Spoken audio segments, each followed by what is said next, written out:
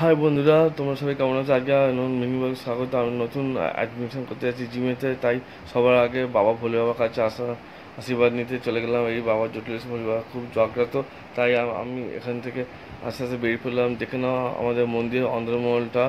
এবার আস্তে আস্তে আমি আমার জিমের দিকে এগোতে এলাম, কিন্তু হঠাৎ করে দেখি আমার জিম বন্ধ, ভুলে গেছিলাম আজকে সানডে। তাই যেতে যেতে হট করে আমার বন্ধুর ফোন আসলো, বললো যে এক্ষুনি হসপিটাল যেতে হবে। এমআর বাঙ্গুর, তার বাবা হসপিটালে ভর্তি হয়েছে। এবার কি করব, সঙ্গে সঙ্গে আমি তার বাড়ির উদ্দেশ্যে রওনা দিয়ে দিলাম। এই দেখো তার বাড়ির দিকে আস্তে আস্তে চলে এলাম। এই বাড়ির দরজাটা খুলে বাড়ির ভেতরে আমি ঢুকে পড়লাম।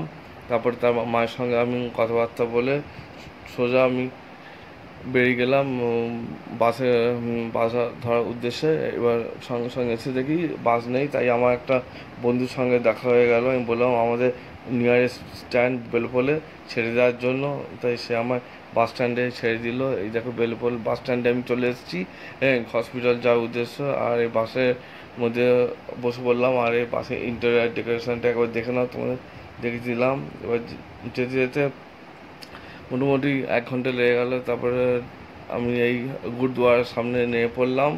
নেমে পড়ে আস্তে আস্তে আমি এই বাঙ্গুর এমআর হসপিটালের দিকে এগিয়ে আসছি। চলে এলো এই বাঙ্গুর হসপিটাল। হ্যাঁ, এবার তোমরা দেখতে থাকো। আমি আস্তে আস্তে বাঙ্গুর নিউরো সায়েন্স হসপিটালের দিকে ঢুকে গেলে পড়লাম। আর এই লিফটে ওর বাবা আছে 5 নম্বর ফ্লোরে, তাই আমি লিফট করে উঠে পড়লাম। আর আমি এবার ডাক্তারের সঙ্গে কথা বলতে থাকি। আর তোমরা আমার এই পরবর্তী ভিডিও দেখার জন্য একটা লাইক, সাবস্ক্রাইব